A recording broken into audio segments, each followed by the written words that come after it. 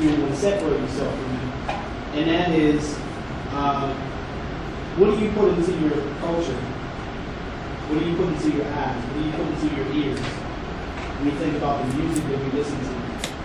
How dare you even put those headphones to your ears and listen to a rapper that would denigrate these women in this room? How dare you? If you do. That is not what you do to support your culture. Other things are, a lot of things that we like to get into are actually pretty unhealthy for us. We think that that's all that life is.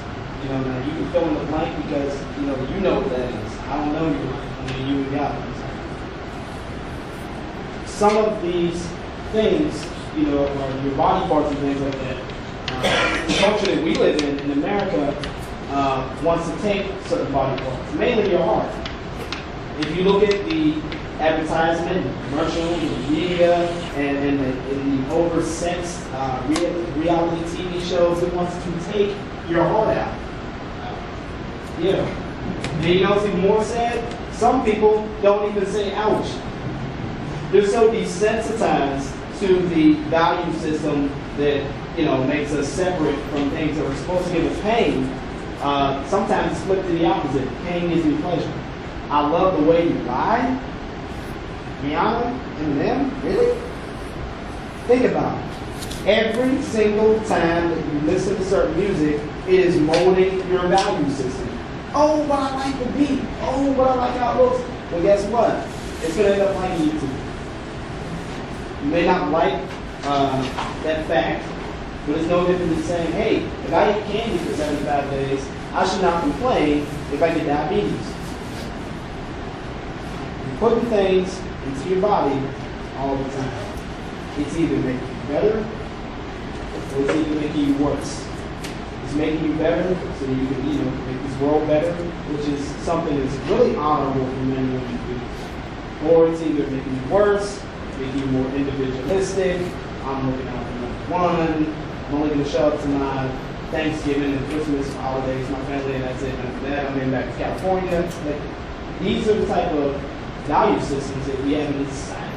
So now let me say this. I'm going to move you to item number 2. I want you to lock in on the body of culture now. And I want you to, the main reason for doing that is because we want you, if you've already done it, great. If you've already done it, you have about 1 million other people to be responsible for. But there's about 1 million other people that have not done that yet. So the reason for opening there is because we want you to personalize it and we want you to internalize it. The same way that you would internalize a song, the same way that you would internalize something that you like, something that's of interest to you, that's what we want you to do with culture. We didn't even talk about what color it is and what it looks like yet, but just for the sake of having a starting point, think about how you personalize it and how you internalize it. Item number 2, Brother Matt, if you could write it down. I need you to think about how one of the main attributes of a culture is that it has the job to produce. Let's just say that. And it's almost inevitable. What does it mean when I use the word inevitable? What am I saying? What am I referring to? Something that is what? That is going to happen no matter what, right? So here you have a lot of intention. This is something that's coming directly from you and out of you because you've agreed. You've confirmed that through this body, through this head, through these arms, through this back, through my legs, through where I go, something has happened to me now. But let's give some examples about what is now able to be produced. Think about in your mind of some of the symbols that you've seen. I'm not talking about trademarks and logos from mainstream culture, but think of the most cultural, the most African symbol that comes to your mind. What's the first thing that you see? When you visualize something that a culture has produced, that's kind of like a symbol, what's the first thing that comes to your mind? Like, what do you see? I'll give you mine. When you look at this, you have this, and you have this, and you have this, and then you have this. So some people may be like, oh sis, that's easy. That's a bullseye, right? But this is what's also referred to as the adinkra hene. which means where something starts, it inevitably has to go outward and expand and grow and grow. So that's just what's coming to me right away. So when you think about what a culture has produced, what's one of the first things that's coming to your mind right now? What do you see when you had your head down? Like what comes to your mind? Like think of a symbol or an image of something. Because you have to check yourself of the imagery that you have inside of your own head now. Right? And it doesn't have to match mine. What's yours? What's coming to mind right away? Nice and loud so your people can hear you. The continent of Africa. So write that down so we can just do a check. So when we talk about what culture will inevitably produce, we're talking one thing about a continent. The continent of Africa itself. What else is coming to you now when you think about how the nature of a culture is to produce? It can't be dormant.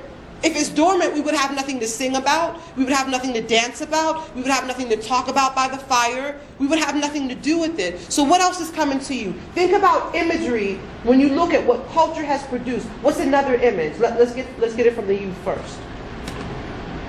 Go ahead, brother, with the white t-shirt. Dollar sign. Say it again? Dollar sign. The dollar sign? Okay, so that's a contribution there. In something that was produced. What else? Keep it going. So we have the Adinkra, we have the dollar sign, we have the continent of Africa. What else do we have? Think about what's inspiring the body art that people are putting on their bodies every day. So much to the point that it'll be right here, on their neck, or even on their faces nowadays, right? Go ahead, sister. The tattoo of what? Give me an example of what's coming to you that what has culture produced to the point that a person will want to put it on their body? What do you see?